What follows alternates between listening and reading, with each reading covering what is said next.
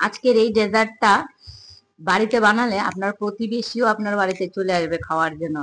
হ্যাঁ, এরকম একটা টেস্ট এবং অসাধারণ ডেজার্টের রেসিপি শেয়ার করছি, তা হলো সাবুদানার আমের পায়েস, যা খেতে খুবই দুর্দান্ত হয় এবং যে কোনো একাদশী, উপোস বা যে কোনো গেট টুগেদারে এটা আমরা সার্ভ করতে পারি, তাহলে একটু অন্য ধরনের হবে।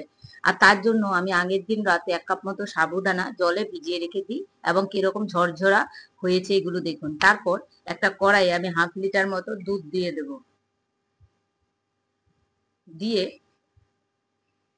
এটাতে এখন গ্যাসে গরম করার জন্য বসিয়ে দেবো। আর অন্যদিকে একটা বাটিতে 2-3 চামচ মতো দুধ নিয়েছি এবং তাতে 3 চামচ মতো আমি পাউডার মিল্ক মিশিয়ে এটাকে গুলে কড়াইয়ের দুধটার মধ্যে একদম মিশিয়ে দেবো ভালো করে। এখন দুধটাকে আমরা কিছুক্ষণ ফুটতে দেব।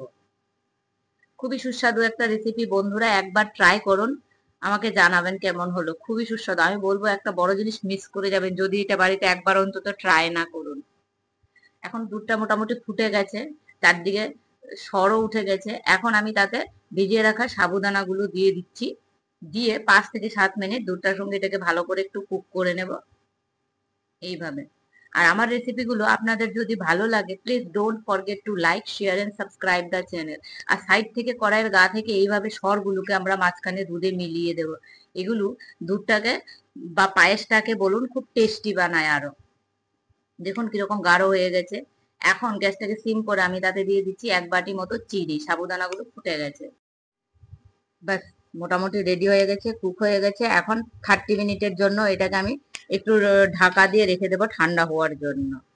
আর দেখুন 1/2 ঘন্টা পর আপনাদেরকে দেখাচ্ছি, দেখুন দুধ আর সাবুদানা কিরকম গাঢ় হয়ে একদম একসঙ্গে মিলে গেছে, একদম ঠান্ডা হয়ে গেছে। আপনারা ফ্রিজেও রাখতে পারেন ঠান্ডা করার জন্য। এখন আমি এটাকে বাউলে ট্রান্সফার করে দিচ্ছি।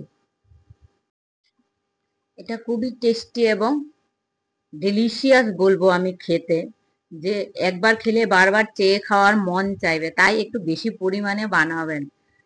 এখন আমি একটা মিডিয়াম সাইজের আম নিয়ে নেব, আর আমটাকে একটা মিক্সিতে পাল্প বানিয়ে নেব তাকে এভাবে। এখন এটা এই সাবুদানার মিক্সচারটার সঙ্গে মেশাবো। আর এটা গরম অবস্থায় কিন্তু মেশানো যাবে না, ঠান্ডা হবে তারপরই এটাতে আমের কাঠটা আপনারা মেশাবেন। ভালো করে এটাকে এইভাবে মিক্স করে দেব।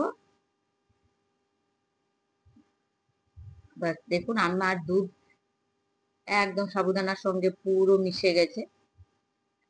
ব্যাস একদম মোটামুটি রেডি হয়ে গেছে। এখন তার উপর থেকে কিছুটা আমের টুকরো কেটে আমি এটাতে মিশিয়ে দেবো। এগুলো যখন মুখে পড়বে, ও কি একটা অসাধারণ টেস্ট আসে তা বলে বোঝানো যাবে না।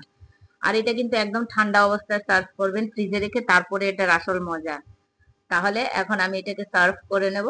আর উপর থেকে কিছুটা আমের পিস দিয়ে এবং কিছুটা কেসার দিয়ে আমি এটাকে গার্নিশ করে নেব।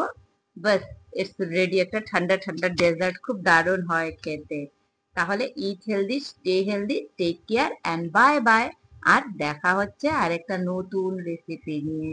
পাশে থাকবেন, সঙ্গে থাকবেন।